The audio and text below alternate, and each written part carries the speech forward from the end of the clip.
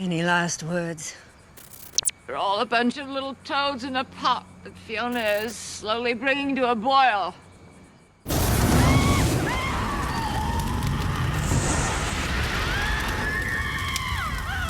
Season 8 of American Horror Story will be a crossover between Murder House and Coven, and it will feature a ton of familiar faces. To get you prepped for the upcoming season, here is a quick refresher on what went down in Coven. But first, make sure you subscribe to Universe, where we got you covered for comic book deep dives, TV breakdowns, and movie reviews. Also, remember to check out Greg's recap on Murder House so that you're all caught up when Season 8 premieres next month. American Horror Story Coven opens up with a teenage Zoe Benson in bed with a boy who she snuck into her parents' house. The two start getting intimate when all of a sudden the boy starts bleeding from his nose, and soon enough he falls over dead. You're gonna be having a lot of urges. You're gonna want to take off your clothes and touch each other. But if you do touch each other, you will get chlamydia and die. Poor Zoe is very much confused as a quirky redhead and two men in suits take her from her home and bring her to an ancient old mansion in New Orleans. You've done all you can. A long goodbye would only make things worse. In her new home, she meets a few other teenage girls and the head mistress, Cordelia Fox, a talented witch who has always felt overshadowed by her mother. Zoe learns that they and she are all witches. Surprise! Cordelia teaches the girls to control their powers. Nan is clairvoyant, and Queenie describes herself as a human voodoo doll. Stop it, you bitch! Stop what? I don't feel nothing. I'm a human voodoo doll. You like this?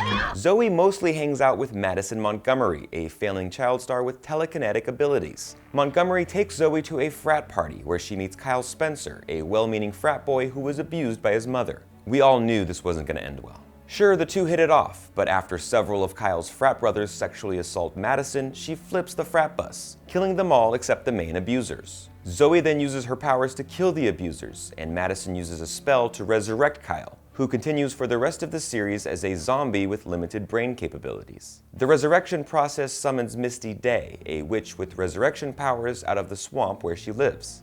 We quickly learn that Cordelia's mother, Fiona Good, is the Supreme, a once-in-a-generation leader of witches who can perform all 7 wonders. But because another Supreme is rising, she is actually dying. Fiona will do anything to stay alive and seeks out Marie Laveau for her immortality spell, which she refuses to give because of their violent past. Fiona then digs up Marie's ancient and fiercely racist nemesis, Madame Delphine Lalaurie, a slave owner who tortured and killed countless slaves, including Marie's lover.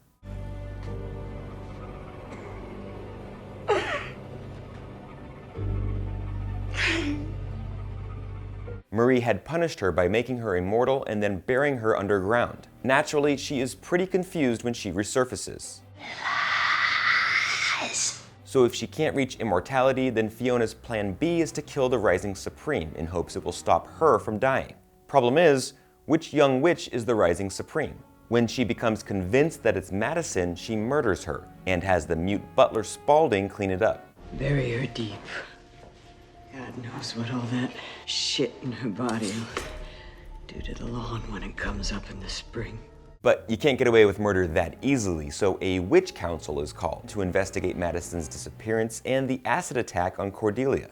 Myrtle is framed by Fiona for both attacks and is subsequently burned at the stake. Now, while investigating Madison's murder herself, Zoe accidentally summons the Axeman, a serial killer who was previously stabbed by witches and also has creepy feelings for Fiona.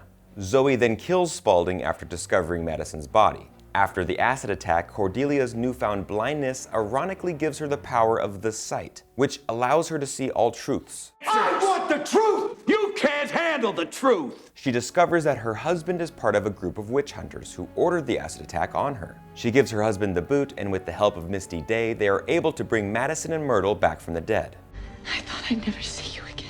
Poor choice of words, girl. But given my wretched appearance, maybe it's a good thing you're blind as a butter knife. Queenie joins up with Marie just before Cordelia's husband comes back with a vengeance and murders Marie's entire group. Queenie kills him and Marie survives, joining forces with Fiona. Together with the Axeman, they slaughter the witch hunters and kill Nan as a sacrifice to the voodoo god Papa Legba, who has given Marie her immortality all this time. It doesn't make much of a difference though, because Marie, Delphine, and the Axeman are all killed and sent to spend an eternity in hell. Believing Fiona to be dead, the test of the 7 wonders is performed to see who will be the next Supreme. The test takes the lives of Misty and Zoe. An angry zombie Kyle kills Madison for refusing to bring Zoe back to life. But then Cordelia resurrects Zoe, proving that she was the rising Supreme this whole time. Cordelia then shares a final moment with her mother before Fiona dies in her arms. And Cordelia would go on to expand the school to young witches all over the country.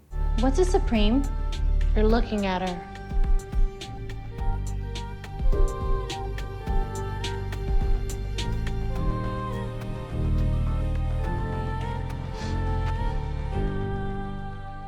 Like we mentioned before, a ton of your favorite actors will be back for Season 8, including Sarah Paulson, Evan Peters, Kathy Bates, and Jessica Lange. The 2-time Oscar winner will make her long-awaited return as Constance Langdon, her Murder House character, which won her an Emmy. Look out for Lange's return in the 6th episode of Season 8. From the looks of the Apocalypse teasers, there are clear callbacks to the Antichrist, and it's been confirmed that Michael Langdon will appear.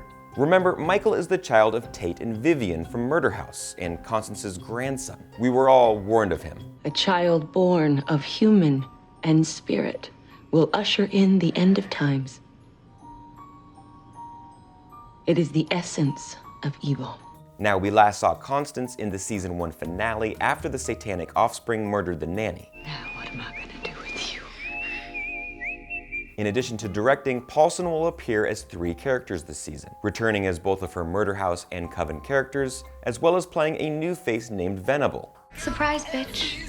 I bet you thought you'd seen the last of me. That's right, Emma Roberts' Madison and the rest of the witches are returning as well, even Stevie Nicks. That also includes Queenie, who, spoiler, eventually died in the 5th season of Hotel. This opens up the possibility for a stop at the hotel before we jump to present-day Apocalypse. And let's not forget about the OG Supreme, Scathach, who we were introduced to in Roanoke. Nothing's been confirmed, but we wouldn't be shocked if we get a Lady Gaga cameo at some point. But the biggest question, what do the witches have to do with Murder House? Season 1 took place in 2011, which means that baby Michael is around 8 years old by the time Apocalypse is set.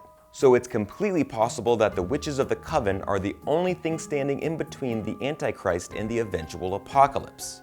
That's going to do it for this recap of Coven, but hit me up in the comments and let me know your predictions for the upcoming season of Apocalypse, how it ties into Murder House and Coven. Also, make sure you're subscribed because we'll be breaking down every single episode of Apocalypse. Thanks for watching, guys.